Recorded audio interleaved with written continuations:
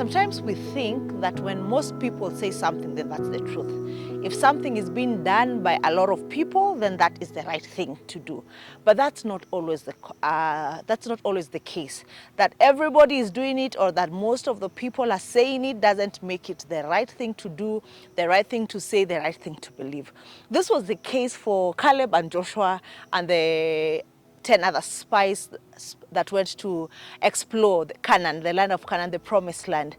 They went and they had been given an assignment just to see how the land is, and it was supposed to be about fact-finding. Is it fertile? Is it not fertile? Are the people who live there strong or weak? And they came back with their report. And 10 of them said, yes, the land is just as God had promised. It's a land flowing with milk and honey, very productive. And there are giants in that land. But we are not able to conquer that land. But Joshua and Caleb, they were there, they were saying, it is true, it is a goodly land. It is true that those people are mighty, but we are able to conquer that land because the Lord is on our side. But the people, the Israelites, chose to believe the 10. And I'm thinking the reason they believed the 10 is because they were the majority. Out of, this was less than, only 20% of thereabouts are saying that, we should go. And then the other 80-something% are saying we should not go. Who do you believe? Facts will say that the 80 are right. But that was not the situation. The people who are right were the less than 20%.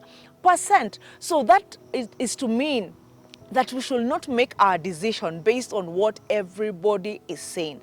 Especially as Christians, our decision should be based on what God is saying, not what everybody is thinking, even when it's based on facts, because the analysis of the 10 spies who are wrong, who caused the children of Israel 40 more years in the desert, because of their analysis of this situation, the children of Israel became rebellious, and God punished them by saying that all of them will have to die, will not get into the promised land. So that when we are weighing our decision, we should be like Joshua and Caleb. And what made them different is, other than the fact they listened to what God had been saying, because God had been saying from when he brought them out of out of Egypt, from when Moses stepped into the scene, he kept on saying, I am taking you to the promised land, and all the signs he did on the way to that place. Caleb and Joshua seemed to have believed, to have heard God, and not just hearing him, to have really listened and believed it, and to have strengthened their faith based on what God has said, had done in the journey. So that's what I would say to you. Everybody might be saying this is the way, but is God saying that this is the way? Everybody might be saying this is what you should believe, but is God saying this is what you should believe? As the children of God, let's not go by the majority.